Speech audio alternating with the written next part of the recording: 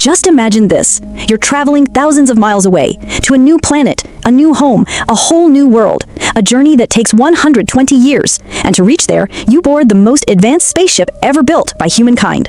But something goes wrong. You're supposed to sleep through the entire journey, yet you wake up just 30 years in.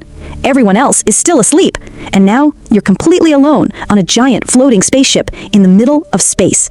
Days go by, then weeks, then months. Silence becomes your only companion. Until one day, you see her, a sleeping girl, someone different, someone unforgettable.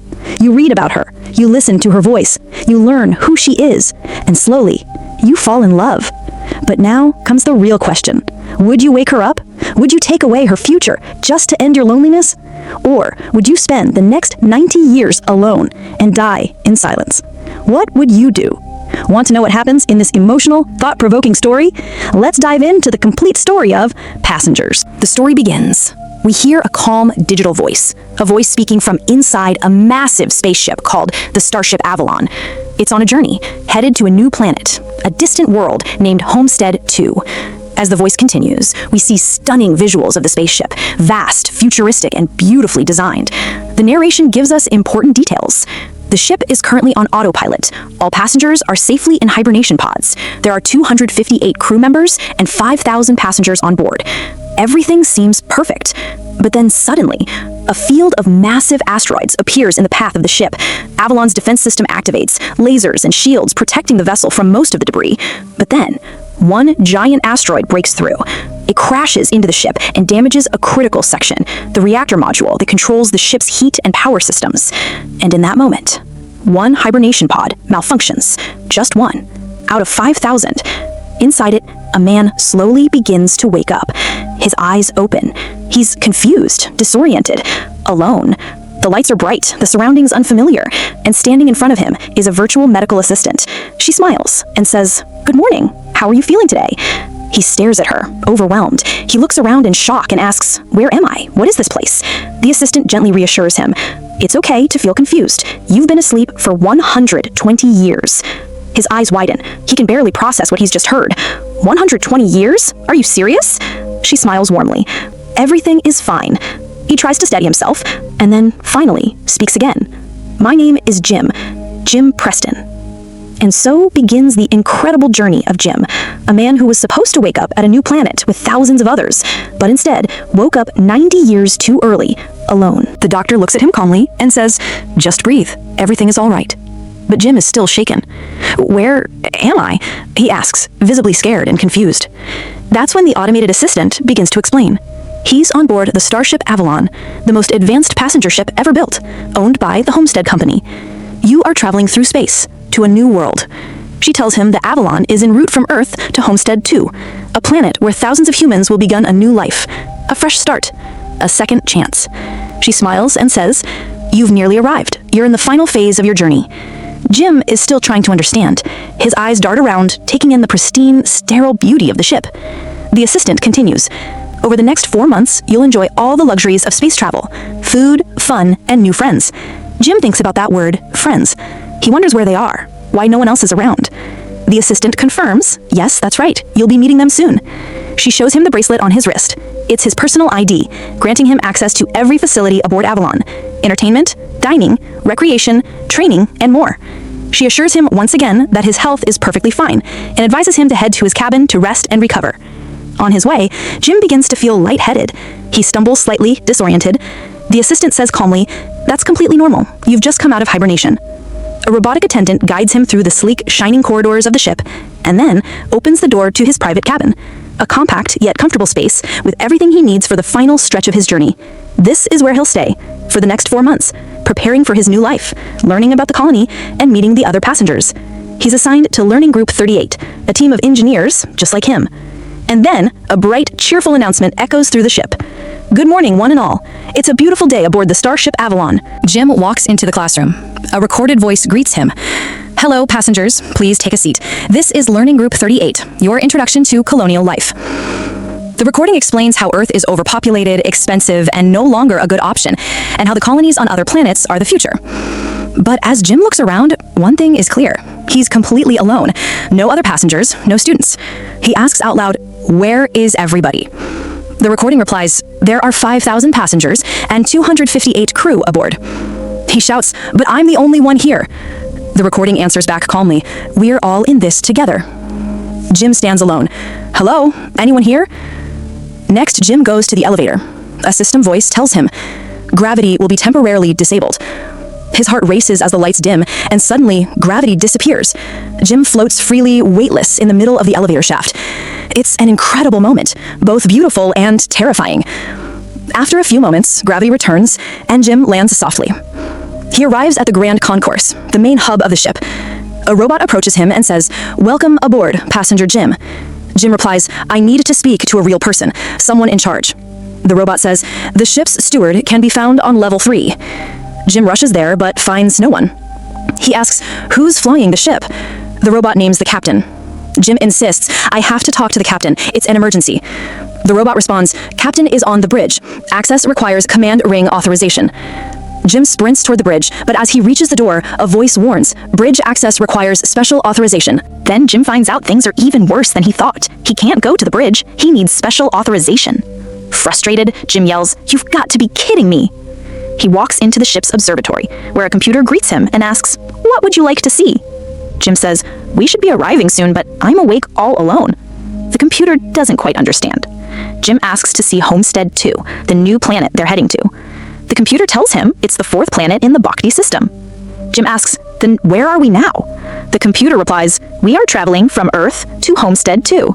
Estimated arrival about 90 years from now." Jim's mind spins. "What?" The computer confirms, 90 years, 3 weeks, and 1 day. Jim asks, "How long have we been away from Earth?" The answer hits him hard. 30 years. Jim finally realizes, "I woke up way too soon." He tries to send a message back to Earth. The computer tells him that interstellar messages are sent via a laser array, and it's very expensive. Jim snaps, "Bite me." He sends the message to Homestead Company, telling them, "I'm Jim, I'm on the Avalon, my hibernation pod malfunctioned, and I woke up early. No one else is awake, and I don't know how to go back to sleep. Worst of all, I'm going to be alone for 90 years. After sending, Jim learns the message will take 19 years to reach Earth and 55 years for a reply. The bill, $6,012. Jim feels crushed. He heads to the ship's bar, hoping for some company. There, he spots someone and feels a rush of joy. Finally, another human. But his happiness fades quickly. The figure is not a person, but an android named Arthur. Jim asks Arthur about the hibernation pods. Arthur says, "They are fail-safe. They never fail. It is impossible to wake up early." Jim replies, "But I did." Arthur responds, "Can't happen." Jim asks, "When will we arrive?" Arthur replies, "In 90 years, all the passengers will wake up during the last 4 months of the journey." Jim is confused and asks, "Then how am I sitting here with you, 90 years early?" Arthur answers calmly, "It's not possible for you to be here." Jim feels completely lost and frustrated. He's tired of being denied access everywhere. He goes to get coffee, but finds no good options. Everyone tells him, "Sorry, coffee is only for gold-class passengers." Jim shouts, "I just want a large coffee." He tries to enter the crew pod room, but there too, special authorization is required. He feels hopeless. Returning to Arthur, Jim admits, "I'm totally screwed. I'm going to die old and alone on this ship." Arthur offers some comfort, saying, "Every cloud has a silver lining. Enjoy where you are and don't ruin yourself worrying about where you want to be." He encourages, "Live a little." Jim thinks about it and decides, why not? He changes his attitude. He heads to the luxurious Vienna suite, a huge room with an amazing view. He orders jumbo shrimp. 3 orders. He dances, plays video games, drinks lots of coffee, and has fun. He starts to truly live a little. But will all this help him? Can he survive 90 years alone? And then, Jim puts on his spacesuit and goes for a spacewalk. At the observatory, he's given safety tips. The suit is flexible and durable. He releases air pressure, engages magnetic boots, and opens the airlock door. Stepping into space, he's told, "Have a wonderful time." Jim enjoys the amazing view of space. When he returns, he hears, "Welcome back, Jim. We hope you decide to join us again soon." He loved the experience. Then, his eyes catch a passenger profile, Aurora Lane. She's a writer, and Jim can't stop looking at her profile. He learns her father was a famous author. Aurora says, "We tell stories because we are not alone." Aurora said, "If you live an ordinary life, you'll have ordinary stories. You should live an adventurous life." Jim kept watching her videos. He saw her waking up, thinking about her new life, saying, "It's just like the first day of school, except the school bus took 120 years to get here." She was funny too, joking, "If there's no coffee on Homestead 2, I'm coming back to Earth." Jim fell in love with her. He told Arthur, "I'm not saying the universe is evil, but it sure has a nasty sense of humor." Arthur asked, "Why?" Jim said, "You're going to a new planet, but you'll die along the way. And then you find the perfect woman right in front of you, but she's asleep, far away." Jim wondered, could he wake Aurora up? He asked Arthur, "If you were stuck on a desert island and could wish someone there, what would you do?" Arthur understood. Jim said, "I know how to wake Aurora up." Arthur said, "Good idea. You'll have company." Jim hesitated. "But what if I trap her on this ship for her whole life?" Arthur said, "Then you can't do that." Jim got frustrated. He said, "You're a machine. You don't have feelings." He even slapped Arthur, saying, "See, it doesn't even hurt you." Jim thought waking Aurora up was wrong, but still, in the end, he did what he didn't want to do. He went to Aurora's pod and woke her up. Aurora woke up just like Jim had. She was confused. The doctor told her she had been asleep for 120 years. Aurora walked to the grand concourse. She was alone. She called out, "Hello? Anybody?" Jim came over and said, "Hi." Aurora asked, "Are you a passenger or crew?" Jim replied, "Passenger, Jim Preston." Aurora said, "Aurora Lane." She asked, "What's going on? No one else has woken up." Jim said, "Same thing happened to me." Aurora said, "The crew was supposed to wake up a month ago." Jim said, "They're still sleeping." Aurora was shocked. "Isn't anyone waking up?" Jim said, "Just me." Aurora asked, "Just you?" Jim said, "It's just us." Aurora said, "Someone must land the ship in a few weeks." Jim told her the truth. "We'll arrive in approximately 89 years. Aurora was shocked. 89 years? Jim explained. "The other passengers aren't late. We woke up too early." Aurora got anxious, saying, "We need help. Where is the crew?" Jim told her, "The crew quarters are all locked behind firewalls. No way in." Aurora asked, "How long have you been awake?" Jim replied, 1 year and 3 weeks. Aurora started crying. No, this can't be happening. We have to go back to sleep." Jim said, "We can't go back to sleep." Aurora tried to find her pod, but she couldn't remember which one was hers. Jim stopped her and said, "The pods can't put us back to sleep. They only put us into hibernation. They can't reverse it." Aurora asked, "Is there no way?" Jim said, "No." That night, Aurora fell asleep. Jim went to Arthur and told him Aurora woke up. Arthur congratulated him. Jim said, "Don't tell Aurora I woke her up. I want to tell her myself." Arthur promised, "I'll keep it a secret." The next day, Aurora asked about hibernation again. "Is there really no way?" Jim said, "I've tried everything in the past year." Aurora said, "I won't give up." Aurora went to the infirmary and searched through documents but found nothing. The hibernation technology was a secret. Aurora wrote in her diary, "My voyage. I came on the Avalon with an idea and a destination, but now both seem so far away. I've been awake for 7 days, much too early. Maybe I'll spend my whole life here, in this steel world." Another passenger, Jim Preston, is awake too. He has accepted our fate, but I'm scared. I'm trying to stay calm. Everyone else will sleep for 90 more years while I live my life on this ship, forever traveling, never arriving, and my only companion is a complete stranger. So, what happened next? Jim and Aurora's relationship grew. Aurora asked Jim, "Why did you emigrate? Why leave Earth?" She was interviewing him, saying, "You're the first hibernation failure in the history of space travel. You're a story." Jim said, "I wanted a new world, a fresh start." Aurora laughed. "That sounds like an advertisement for Homestead Company." Jim admitted, "Maybe it is." Jim explained, "On Earth, if something breaks, you replace it. But on the colonies, you have to solve problems. That's my job. Even as a mechanic, I'm useful there. I can build a home. There's open land, room to grow." Aurora said again, "Those are just slogans." Jim asked, "Can slogans not be true?" Aurora told him, "Homestead Company made $8 quadrillion from the first planet alone. Colonies are a big business. Did you pay full price for your ticket?" Jim said, "No, I'm part of a desirable trade." Aurora said, "They fill your head with dreams, discount your ticket, then make you populate their planet and pay them 20% for life." Jim said, "Do you think there are 5,000 suckers on this ship?" Aurora said, "I see 5,000 zeros on the company's balance sheet." Jim said, "I see 5,000 men and women changing their lives." Then Jim challenged Aurora. He showed her pictures of different passengers and asked, "Is this person a banker, teacher, or gardener?" Aurora said, "Banker." Jim said, "Gardener." Aurora said, "Lola." Jim said, "Madison." Aurora said, "Midwife." Jim confirmed, "Yes, she is." Aurora said, "I like her. We'll be friends." Jim asked, "Can you see this?"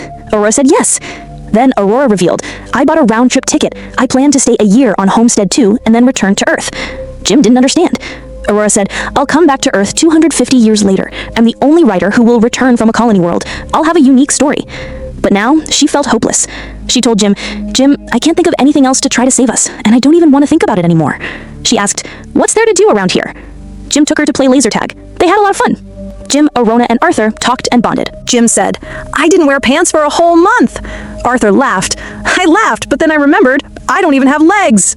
Aurora said, "For a moment, I forgot my life is ruined." Jim apologized.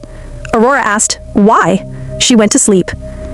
The next day, Jim asked Aurora out on a date. He sent her a note. Aurora replied, "Love to." Jim was thrilled. They both got ready and met. Jim wore new clothes, and so did Aurora. They went to Arthur's bar.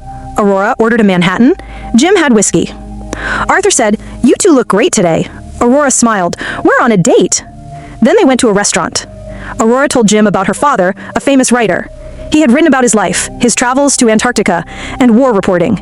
He had even written about Aurora. When Aurora was 17, he died of a heart attack. Then Jim took her to a special place, the observatory. Aurora asked, "Is it safe?" Jim said, "No, reasonably safe."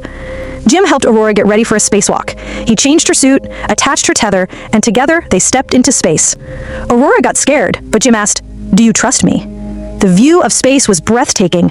Jim said to Aurora, "You're the most beautiful woman I've ever seen."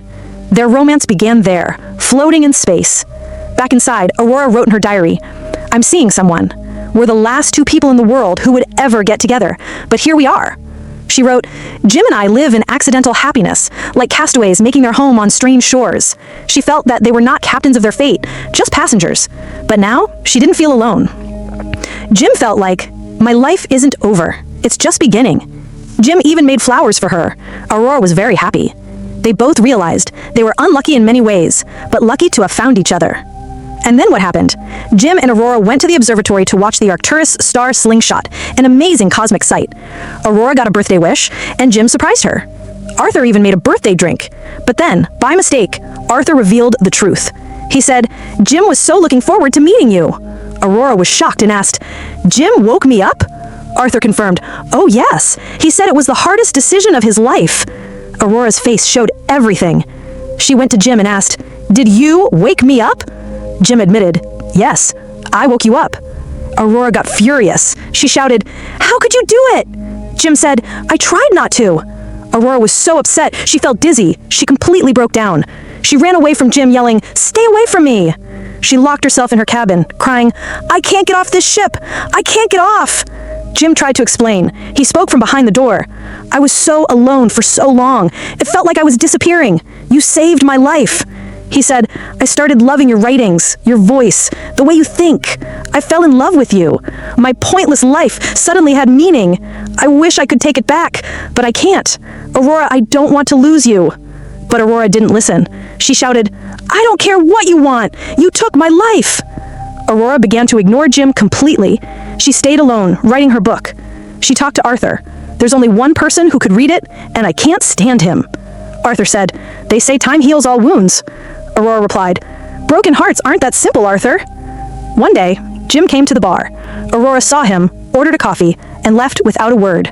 Jim was very sad. Suddenly, a new character appeared. Gus Mancuso, the ship's deck chief. He had also woken up from hibernation. He asked, "Who the hell planted a tree on my ship?" Jim and Aurora explained it was them. Gus asked, "Is anyone else awake?" Jim said, "Only the two of us." Gus said, 88 years left. Hibernation failure shouldn't happen, but there have been 3 failures here." He took them to the ship's control room. Gus said, "Something's wrong with the ship. Systems are failing, robots are breaking down." They collected data and found out everything started 2 years ago, with a big power surge. That same day, Jim's pod failure finally made sense. Gus realized something serious had gone wrong with the ship. A major system had failed, and now all the other systems were struggling to carry its load. But they were overloading, one by one. When Gus checked Aurora's pod, the truth came out. He discovered that Jim had manually woken her up. He turned to Jim, stunned. "You did this? She knows?" Jim nodded. "Yeah." Gus shook his head. "Damn." Later, Gus had a quiet conversation with Aurora, too. Aurora, still heartbroken, said with pain in her voice, "He stole my life. It's murder." Gus, being honest, didn't deny it. But, he said, A drowning man will always try to drag someone down with him. It ain't right, but the man's drowning. Then, things got worse. As the trio began analyzing the ship's systems, the situation became truly terrifying. Even gravity had started failing. The ship's computer gave a chilling alert. A mission-critical failure is imminent. Life support, fusion reactor, hibernation bay, ion drive, all failing. The ship was slowly dying. Gus looked at Jim and Aurora and said grimly, "We're stranded on a sinking ship." They went ahead and found out that the reactor control computer was damaged. This was the same thing that had caused the power surge 2 years ago. Jim removed the damaged module and installed a replacement. The computer powered back on. But then the reactor vent failed. Manual override was needed. Jim said, "I'll go outside and open the door manually." Aurora asked, "What happens to you when that door opens?" Jim replied, "I'll use the heat shield. Maybe I'll survive." Jim put on his spacesuit and went outside. He kept talking to Aurora over the radio. Outside, the temperature was at a critical level. Jim reached the door and tried to open it, but it was jammed. He bypassed it and finally opened the door. But the door started closing again. Jim said, "I think I have to stay here. Hold the door open." Aurora shouted, "No way! Get out of there!" But Jim said, "We're out of time." Aurora said, "You die, I die." Jim said, "There are 5,000 other people on this ship, Aurora. We have to do this." Aurora closed her eyes and vented the reactor. A line of fire passed over Jim. The reactor vent was successful, temperature dropped, but Jim's tether snapped and he floated away from the ship into space. Oxygen levels became critical. Aurora said over the radio, "I'm coming." Jim said, "I wish we'd have met in 90 years. I'd have built you a house. I'd have read your book." He was saying goodbye. Aurora didn't lose hope. She put on another spacesuit, attached her tether, and went out to find Jim. She found him unconscious and pulled him back inside the ship. In the infirmary, the auto doc scanned Jim and said, "The patient is dead." Aurora yelled, "Well, resuscitate him." The auto doc said authorized medical supervision was required. Aurora used Gus's ID to override and ordered resuscitation. The auto doc started trying to bring Jim back to life. Many procedures were done. Finally, Jim's eyes opened. He was alive. Jim said, "You brought me back." Aurora said, "Yeah." And then Jim told Aurora something amazing. The autodoc had an option called Stabilize and Suspend, which could be activated using Gus's ID. It was like hibernation, meaning Aurora could go back to sleep and reach Homestead 2, write her book, and fulfill her dream. But the problem was, there was only one autodoc. Jim said, "Aurora, you go in it, reach Homestead 2, and write your book. You'll be able to do what you dreamed." Aurora asked, "You'd be alone?" Jim said, "I've been alone before, and I'll be fine." Aurora said, "But I would never see you again." Jim said, "I'll come to see you." But Aurora made up her mind. She refused to go into the autodoc. She said, "I'll stay with you." Then the time came when the crew finally woke up. 90 years had passed, and the starship Avalon had reached Homestead 2. Aurora had written her book and left a message for all the passengers. She said, "A lot happened while you slept." Reminding them of Arthur, she said, "You can't get so hung up on where you'd rather be that you forget to make the most of where you are." And finally, she said, "We got lost along the way, but we found each other, and we made a life, a beautiful life, together." And with this, the movie ends. Jim and Aurora finally built their new world and lived a beautiful life together. So friends, that was the full story of the movie Passengers. Hope you enjoyed it. If you want to hear more such interesting stories, don't forget to subscribe to the channel, like, share and comment, telling me how you like the ending. See you in the next video with a new story. Till then, all the very best. Bye-bye. Take care.